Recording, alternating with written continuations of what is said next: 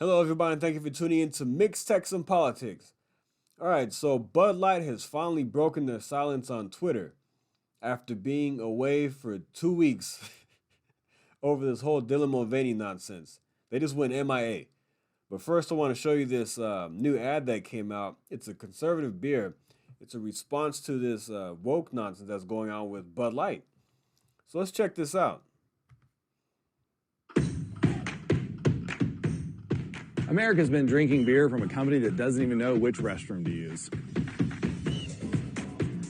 That's why I created Conservative Dad's Ultra Right 100% woke-free beer. As conservatives, we're constantly getting hit in the face, left and right, by the woke mind virus. But the last place we want it is in our beer. If you know which bathroom to use, you know what beer you should be drinking. Stop giving money to woke corporations that hate our values.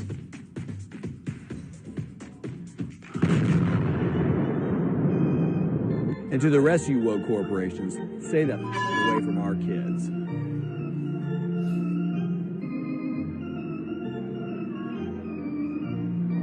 Buy yours online in 42 states at ultrarightbeer.com. Tastes like freedom.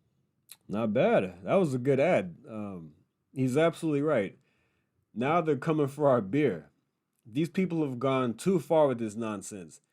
And I agree with them 100%. These companies need to stay the F away from kids. Look, I don't have any children, but stay the heck away from these kids. Don't shove this nonsense down their throats. But if you want to check it out, it's ultrarightbeer.com. And hey, go ahead and support them. I'm gonna give it a shot because I like light beers. So I'm gonna check it out.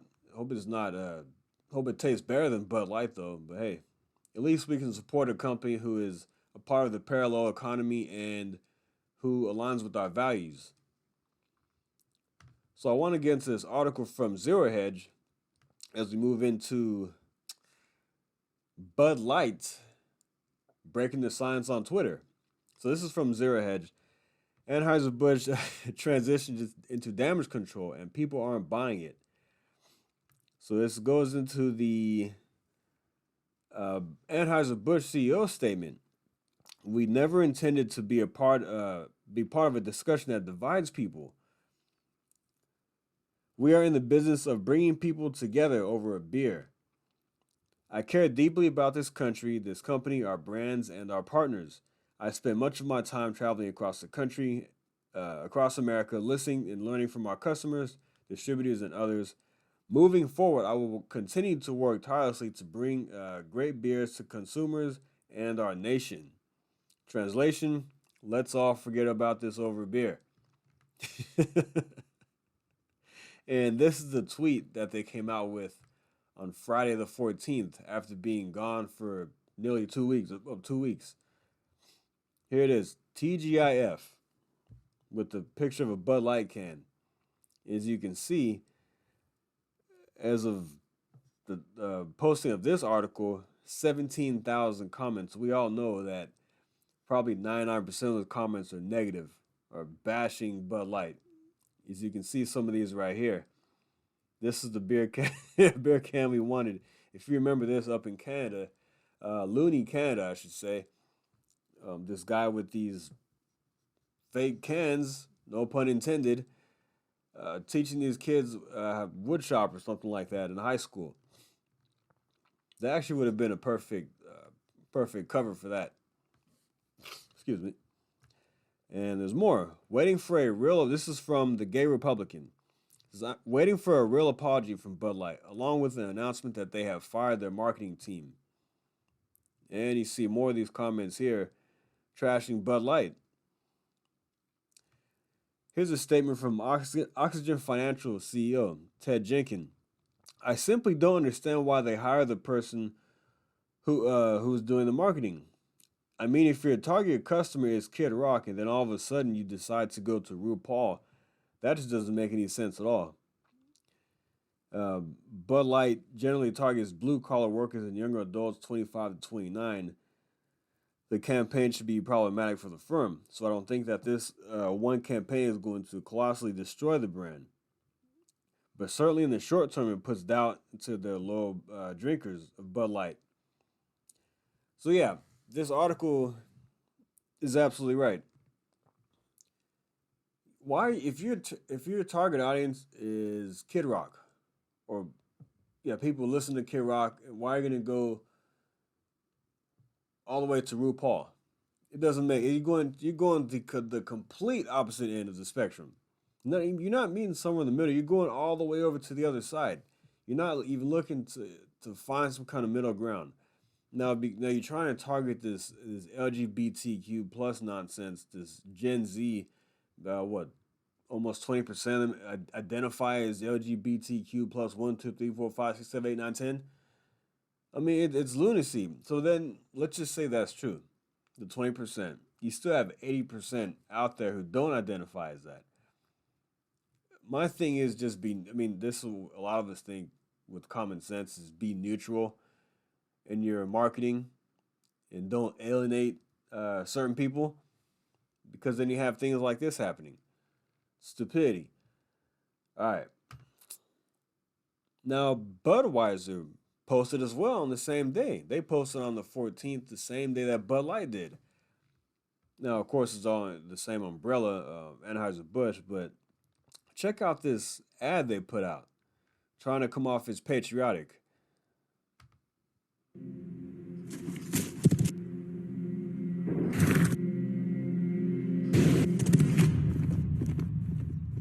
Let me tell you a story about a beer rooted in the heart of America, found in a community where a handshake is a sure contract, brewed for those who found opportunity in challenge and hope in tomorrow, raised by generations willing to sip, share, risk, remember. This is a story bigger than beer. This is the story of the American spirit. You see, and there is a response to this ad here, and a negative response to it, saying they're still trying to be woke in this ad. You take a look, you still have they always these people always have to throw race into everything. They always want to show a black person shaking a white guy's hand, and they have the other part with the Asian lady, the Hispanic lady pulling up the flag with the white guy. These people just cannot stay away from this messaging. It's like they always have to push an agenda and make everybody feel inclusive. Look, I'm half black, half Guatemalan. I don't get offended if I don't see a black person in a commercial. Black people are 13% of the population in America. They want to make it seem like it's 50%. Gay people, LGBTQ, they are a very small percentage of the population. What, maybe 1%, 2%? I don't know. From my understanding, from what I've seen, it's about 1% or so. If I'm wrong, let me know. But out of 330 million people in America, a very small percentage identify as LGBTQ, if I'm saying that right. But they want to make it seem like it's 30, 40, 50% of the population. And this is why we need to have a parallel economy. And I've talked about this in the past. This ESG nonsense, these companies are giving into this because they are wanting to be rated on this woke credit score.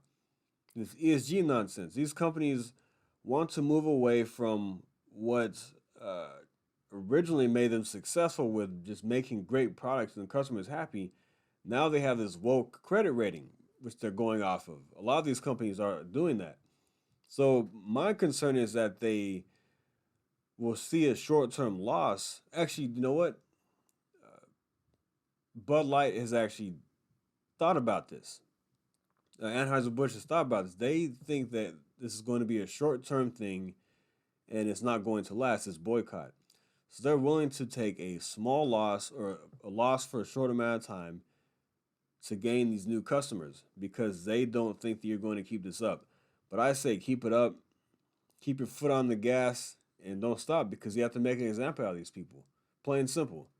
So yeah, let me know what you guys think in the comments, and I'll see you next time. Thank you. Take care.